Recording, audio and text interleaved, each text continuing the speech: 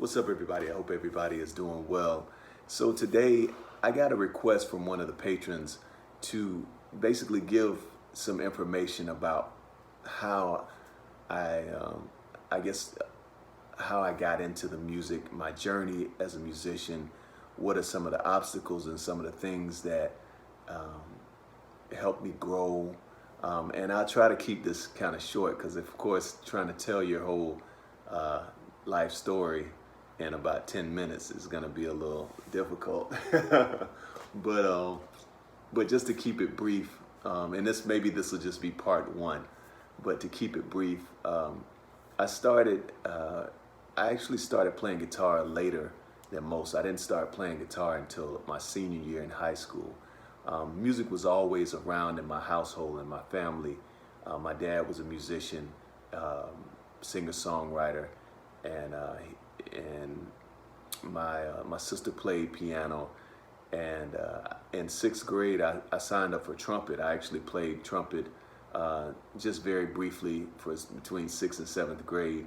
And I always had issues trying to, well, it would be very difficult for me to get a good sound out of it. So it wasn't a very fun time learning the trumpet for me. So although I after watching Mo Better Blues, I thought it was the coolest instrument to play, but it's damn hard to play. If for some, if you can't get a good sound out of it, it's very hard. So I put that down, and some years later, I got some money from my dad to, he would give us, me and my sister, money for our birthday every year. Got some money, $150, and I bought an acoustic guitar, Yamaha acoustic guitar. And I just started playing. I would just try to play whatever I heard on the radio. I was a big Lenny Kravitz fan, and I was getting into Jimi Hendrix and watching all these videos, these older performance videos of Prince and Jimi Hendrix on VHS at the time. and I remember the first song that I transcribed was a Lenny Kravitz song called Sister. It was on his Are You Gonna Go My Way record. And I just put that record right there. And I immediately, it didn't take me long to catch on to it. I just listened to it, and based on the chords, I just had very basic chords at that time. When I bought the guitar, I bought a kind of like an instructional VHS tape and a book to go with it. So I immediately learned the chords really quickly. And I just started to fall in love with the instrument. I would take it to school with me and practice in between classes and stuff like that. And of course, the girls would get a kick out of that. But I didn't, I don't think, I didn't do it for the girls. I just enjoyed the instrument. And then from there, for that whole year, my whole senior year, I kind of just engulfed myself in learning the guitar, really trying to learn as much as I could.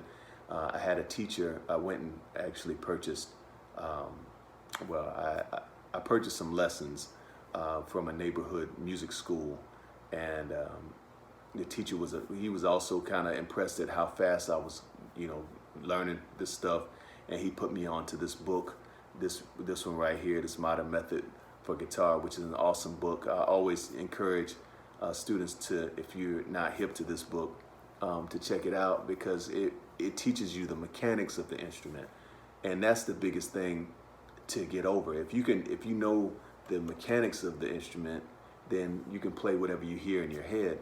And I didn't know that, of course, until later in life. But that book, this Modern Method for Guitar book, was a very big game changer for me, because it just taught me to read. It taught me like different chords, melody, and all this stuff.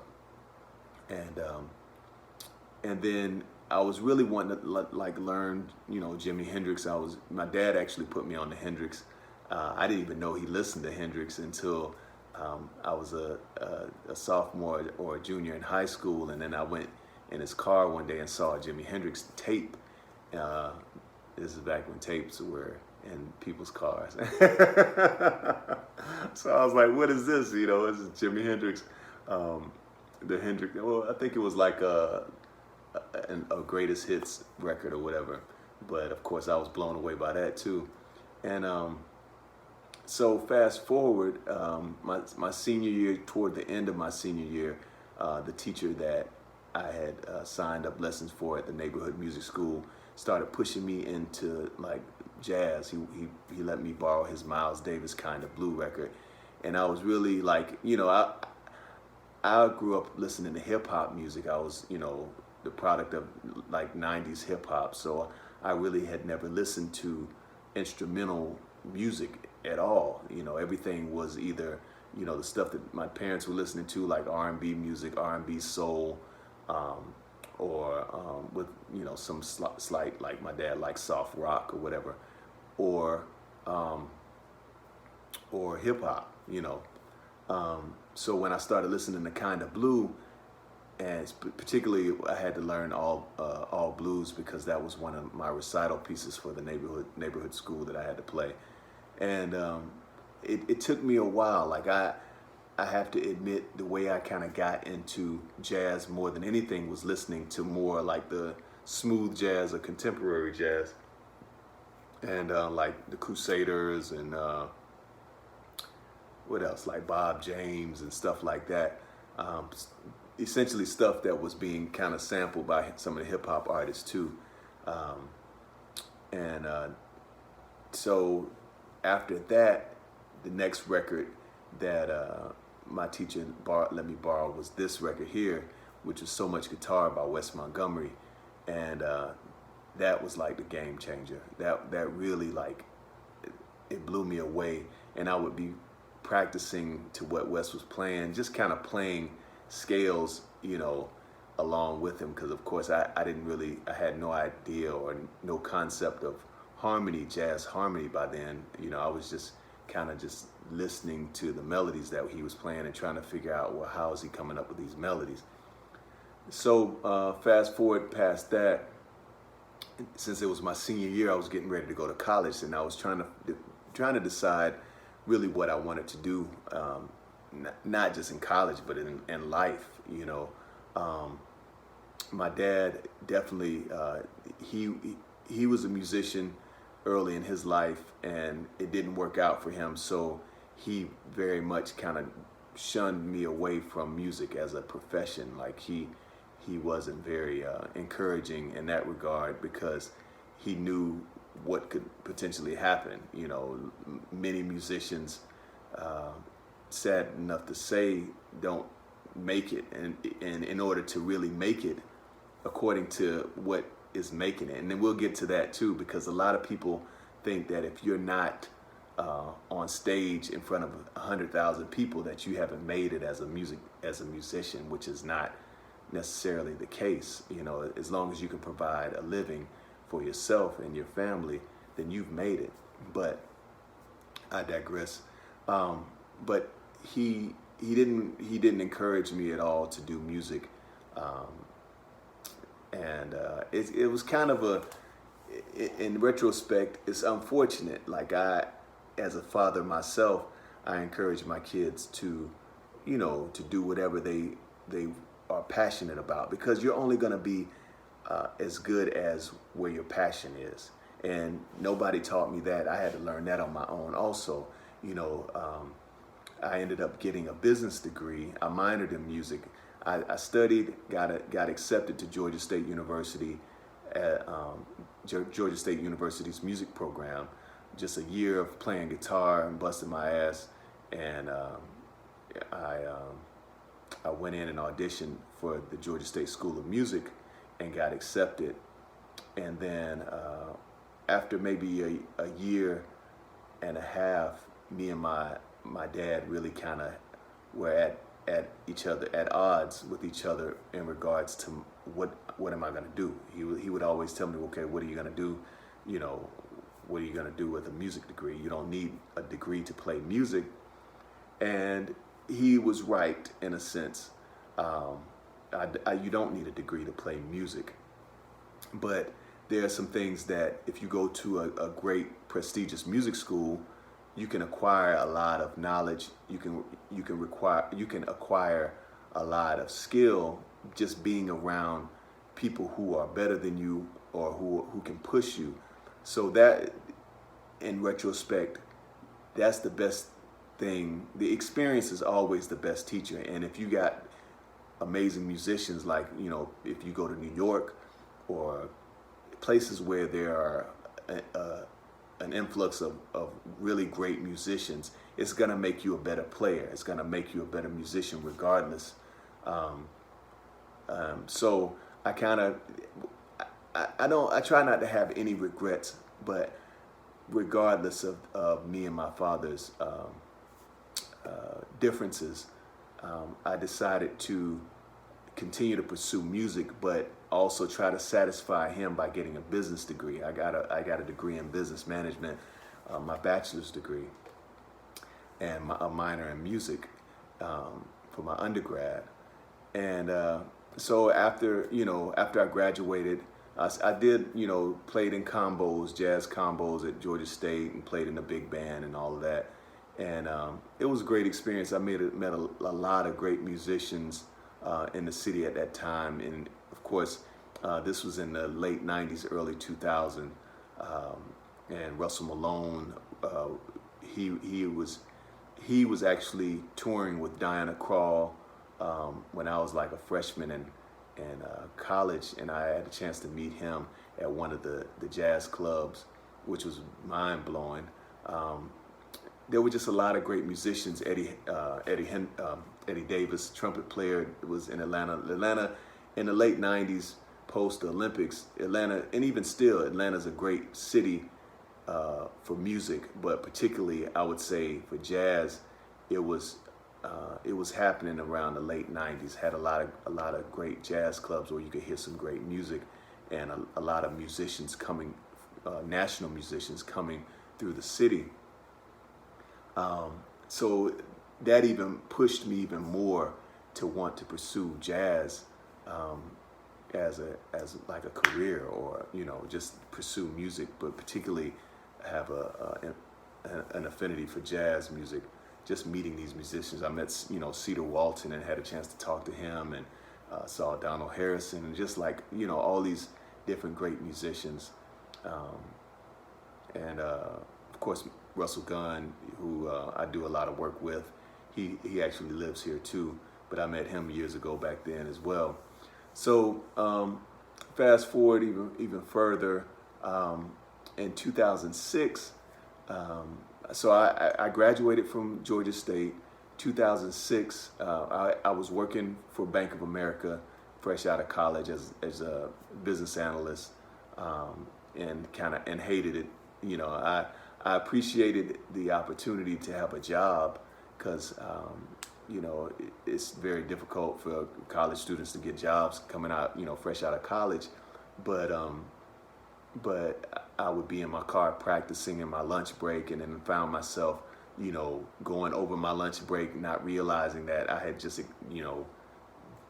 been, transcribing or working out a song or solo or something like that. Next thing I know, an hour and a half has passed, and my lunch is only an hour long. So I'm like, well, damn, I'm gonna get fired, But I was just that determined. I used to, pray that I would one day just not have to be in a corporate job, and I could really do music full time successfully and provide for my family. Because by then I had a son. In 2006, I had a son. In 2003, my son was born. But all the while, I was just wanting to be a professional musician, and kind of just take the thing to another level. Because I've seen, I was witnessing other musicians do it, and I was like, if they can do it, I can do it. I've always been one to say, if it's humanly possible, then I can do it. It may just take a little time or more practice, but I can do it. I always felt that I could do it, if I put my mind to it and put the energy and time into it. So in 2006, I got a call to go to Japan, just out of the blue. and to go to Japan for 4 months with a cover band, and just playing cover songs. And it's a lot of the stuff like Motown and stuff like that, which it's like kind of cheesy stuff, but it was an opportunity to go to a whole different country and live there, you know. So I jumped at the opportunity, but I wanted to make sure that my family was straight and everything before I left. And that's, I would encourage for the youngsters, or the people who don't have children yet. Take your time. Don't rush into it at all. I love my family. I love my kids, but I could have waited. I started very young. I was only 23 when I had my son. So that, of course, if I hadn't have had a son, then it wouldn't have been no sweat. Like, I would have immediately quit my job and went, to Japan.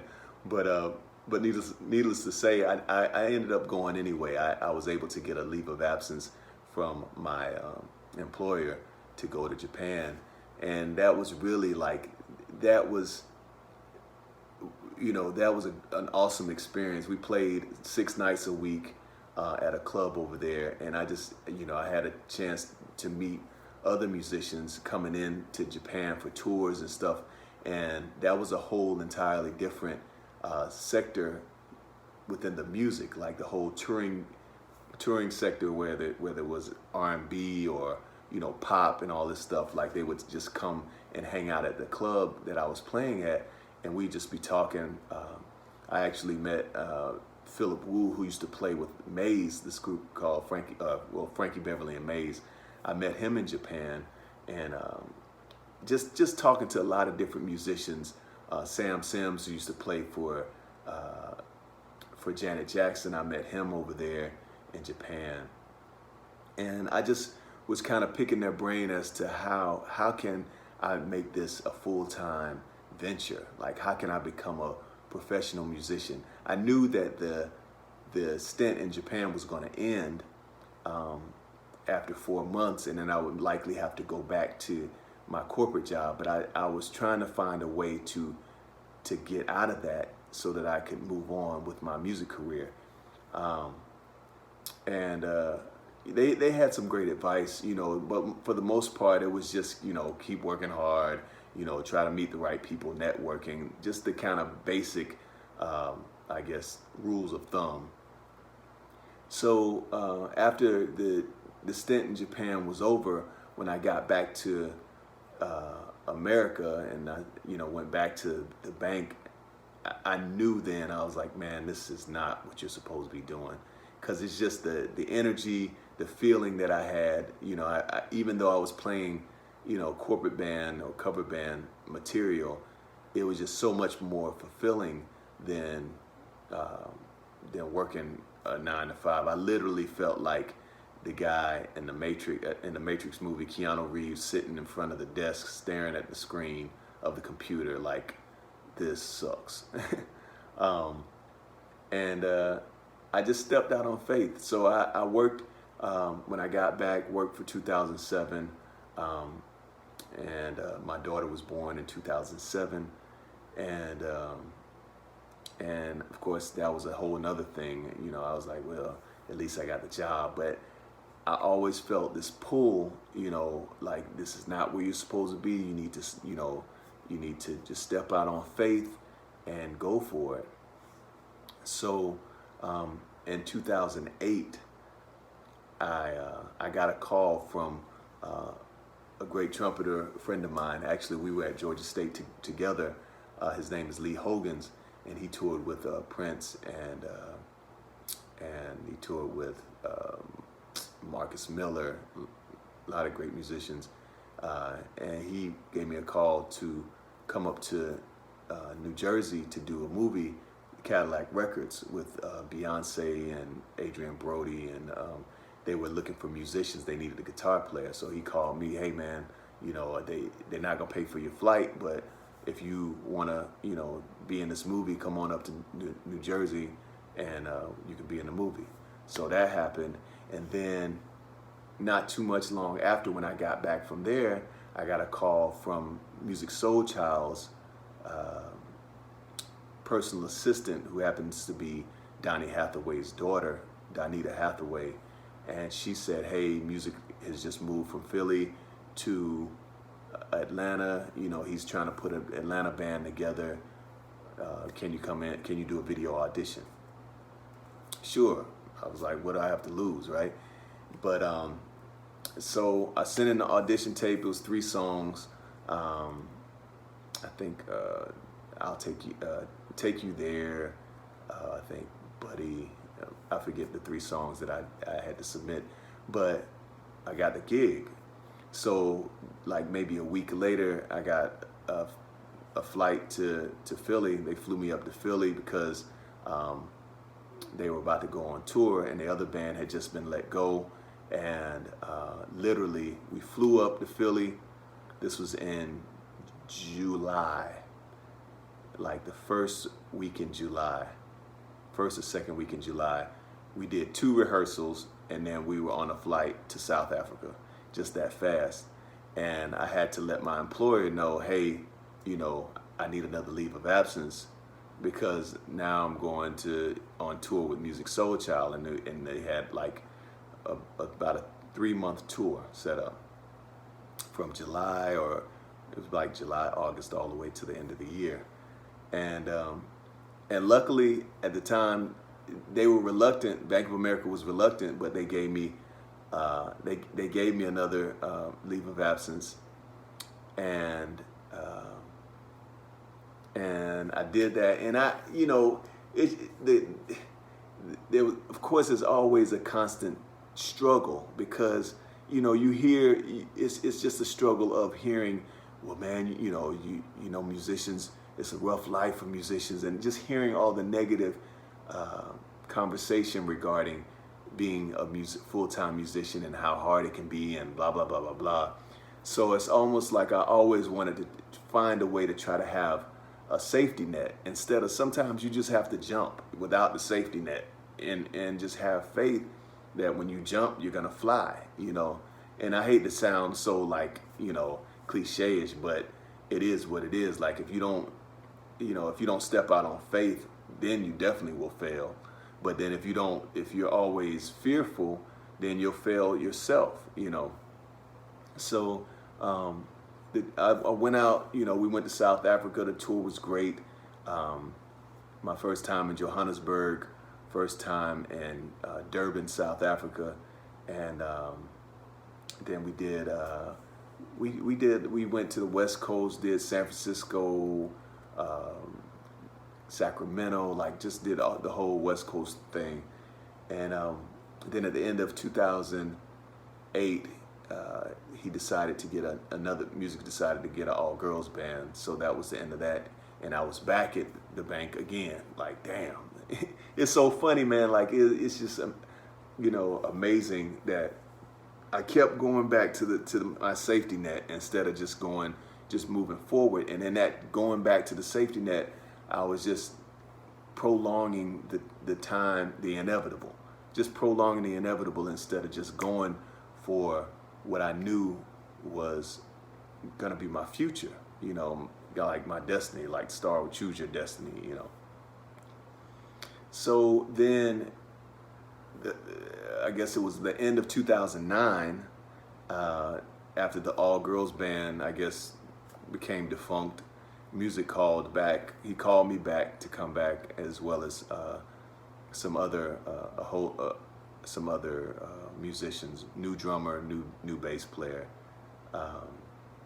new keyboard player, and from 2010 on, pretty much I was the resident guitarist until 2017. But in between, of course, all of that, I was still pursuing, like, I was still playing my own gigs. I was still working with other artists.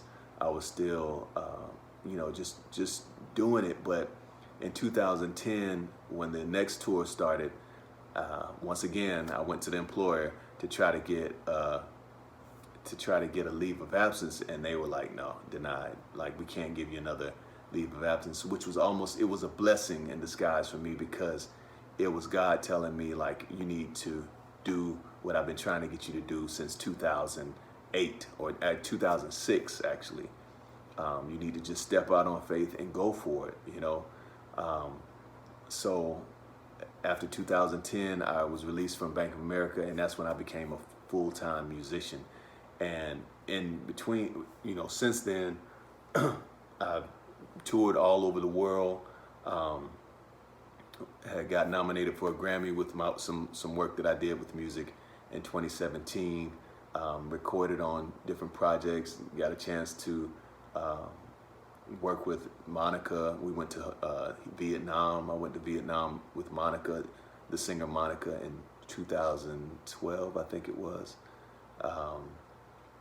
Worked with other artists, lots of other artists. But now, you know, it's my time. Like I'm really focused on doing my own music, and I would encourage, like, you know,